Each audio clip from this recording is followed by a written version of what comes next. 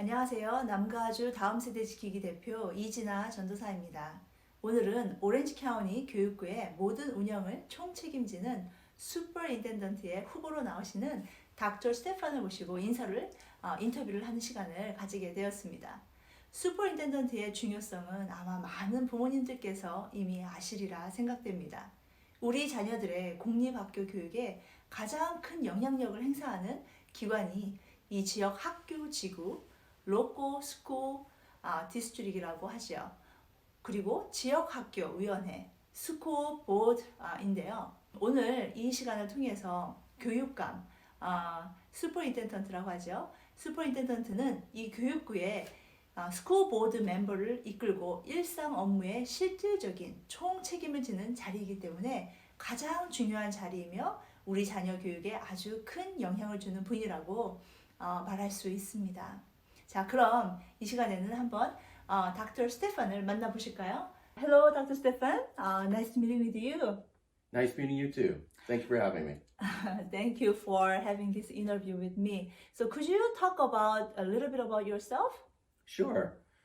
I think that in order to talk about myself, I need to talk about how God has played a major part in my life. You know, God is in the business of saving. You know, Titus says that God came to save us, not because of our works of righteousness, but because of his mercy. And I think that all through my life, God's mercy has shown throughout. Beginning in 1971, when I was born in Vietnam, it was during the middle of the Vietnam War. And my parents were so impoverished that they had to scrap for food. At the age of 2, I contracted polio. And polio was a disease that left me paralyzed from the waist down. And because of that, my parents could not take care of me, so they abandoned me on the streets. And it was at the mercy of God that an orphanage came and took me in to save me for the first few years of my life. In Vietnam, it was such a poor country that they did not have enough money to give the polio vaccine to every child. So what they would do is they would line up all the children and they would give a shot to every other child. And in God's infinite wisdom, I was skipped. And I think that was the first moment that God actually saved me, because if I had gotten the polio vaccine, I would have actually been in Vietnam, and I would not have been able to be a part of this great country. So because I didn't have the polio vaccine, I was paralyzed and in an orphanage. Then in 1975, the day before Saigon was to be taken over by the Vietnamese, President Gerald Ford executed Operation Baby Lift. And what that was the military was to take the orphans from Vietnam to the United States to be adopted. And on that last day, 1975, April 6th, I remember people scrambling all over the place to get the orphans on the plane. And my possessions, my crutches and braces, were put on one plane, and then the aides and the workers put me on a second plane. I was supposed to be on that first plane that took off. And when that first plane took off, it crashed. Over 160 orphans died in that crash. Oh my. And so mercy of God saved me, took me safely on that second flight to the United States. And that's where my life began.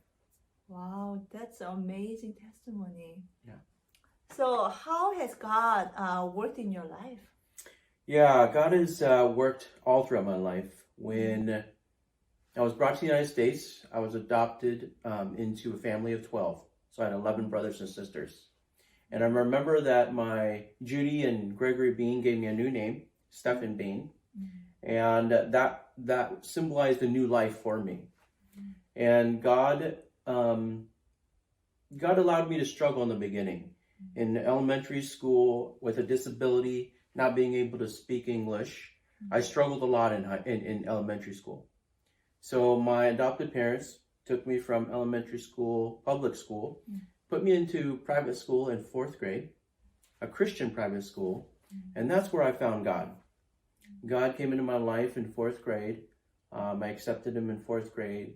And it was in 6th grade when God put a teacher in my life that showed me that I had the strengths and potential to succeed in this country and in this life. And ever since then, I got straight A's.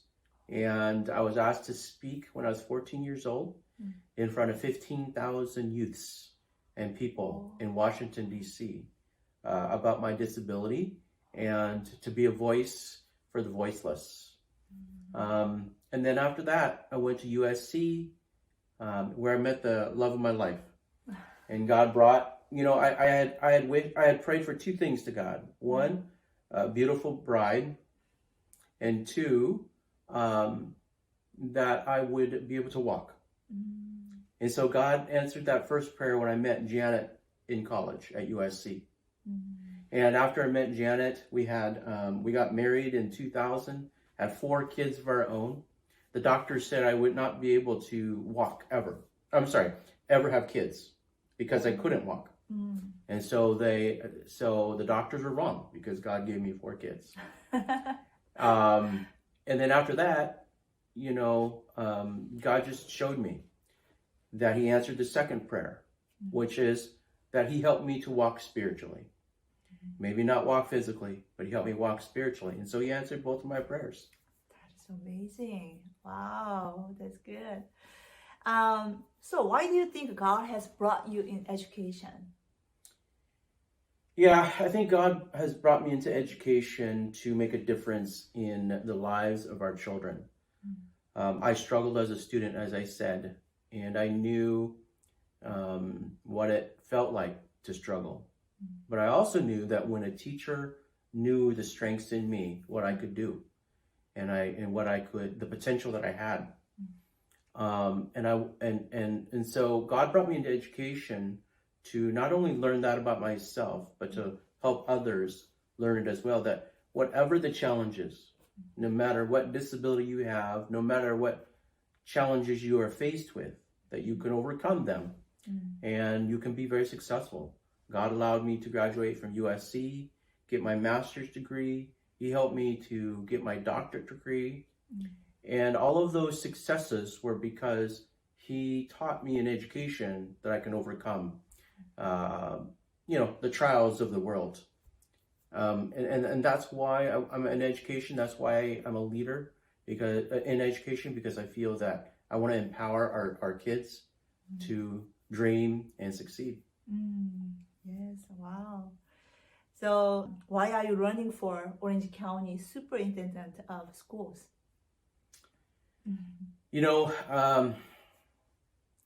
Education has been around to help empower kids. But lately, I've seen education indoctrinate our students. That's right. And our education has tried to tell our kids what to think. And I want to run for this position to do 3 things. One is first to advocate for parent rights. Our parents have the right to be a part of the education of their children. That's right. Our parents have the right to know the curriculum and the content that our kids are learning. Our parents have the right to be decision makers in health decisions, in curriculum decisions for their kids. The second thing is that I want to encourage school choice, parent choice. Our parents should have a choice in what schools to send their children to. It could be a traditional public school, a charter school, a private school, a home school. They should have that choice because of the freedoms of the United States. And the third thing is I want to protect our children. Like I said, our children are being indoctrinated. We need to stop that as an educational system. We need to stop that indoctrination and just teach our kids how to think critically so they can make decisions on their own. I see. Yes. I totally agree with you. I think it is really important. Let them know that they have the right as a parents. Yes. So what should our students know about you? They should know that I care for them. I'm a parent. Like I said, I had 4 kids. And actually, I'm a single parent now. My wife passed away in 2020 from metastatic breast cancer. And the doctors told her she only has 6 months to live. But she, being a woman of faith, said to me that God told her she would have extended life. So she lived about 6 more years. Wow. And she just passed. And I understand as a single father, it's very hard to raise kids because you ask yourself, how do I take care of their financial needs, their physical needs, their spiritual needs? How do I even take care of their educational needs? And I want students and parents to know that I'm an ally and an advocate for them, that I will fight for them because I know as a parent what our students are going through. And so I'm there for the students to help them to become whatever it is that they want in life. That's very important. Thank you. What are some of the main educational issues our parents need to know about? Yeah, like I said earlier, our parents need to understand that the educational system is built in the last few decades to indoctrinate our children, to teach them to think liberally, to teach them to this whole critical race theory. And the critical race theory has been around since the 70s, and it's slowly been a part of education. So parents need to understand that that's what's happening in their schools, and they need to fight that. Right. Parents need to understand that they have power to go to the state and local districts and be a voice for their children as school boards. Right. There are other things like the unions are trying to take away the power of the parents. They're trying to put together mask mandates, vaccine mandates, and promote that. Parents, you can stop that. And so the latest things that parents should be aware of, there's a law that may be going through that any 12-year-old or older could get a vaccine without the permission of their parents. And that's not okay. We have to stop that. Right. I think it's the last question. What can parents do to support our students, their kids? Yeah, I think that our parents, and I don't have to tell them because I'm a parent, I just lead by example. I show kindness to other people so that my kids can see that. And I want my children to know that I love them for who they are. And so that's what I encourage all of our parents is to love our children, but also protect them. Be their voice. Right. Be their advocate. Right. Wow, today was very short interview. I want to know about you more. Today, from this interview, we really learned that how it is important to put the right leaders for our next generation. So thank you so much for today's Thank interview. you. Yes, thank you for having me. 네, 이번 2022년 6월 7일 교육감을 선출하는 투표가 있습니다. 무엇보다 하나님을 두려워하는 리더가 우리 자녀들의 교육에 큰 영향을 주는 자리에 세워지는 것은 아주 중요합니다.